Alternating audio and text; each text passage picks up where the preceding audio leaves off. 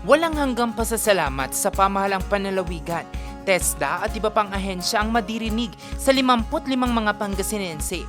Ito'y matapos na makumpleto nila ang kinakailangan na competency para sa basic driving at basic bread and pastry production. Gusto ko po matutunan ng Kanban para ma-enhance ko po yung pagdadrive.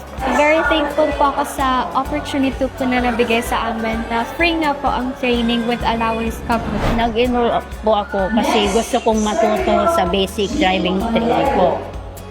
Salamat sa pag-sponsor ni Provincial Governor Ramon Gico Duterte. Hindi po talaga kami. Hanggang lang po ako. Tingin-tingin lang po kung paano. Pero hindi po talaga. Maraming salamat po, Bob, sa ganitong training. Sana po tuloy-tuloy po ito. Ang basic driving at basic bread and pastry production, bahagi ng Employability Enhancement Program ng PESO, katuwang ang TESDA Pangasinan.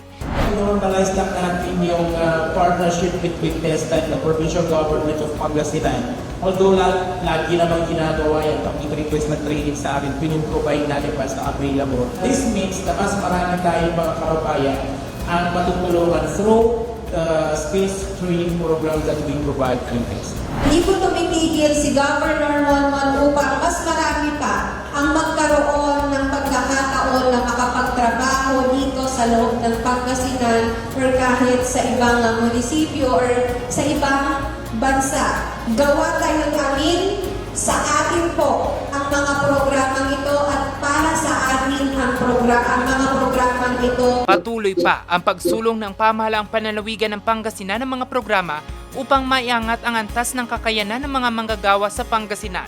Kaakibat ang pag-asang makakaahon din sila sa hirap ng buhay. Jose Robert Inventor, RNG News.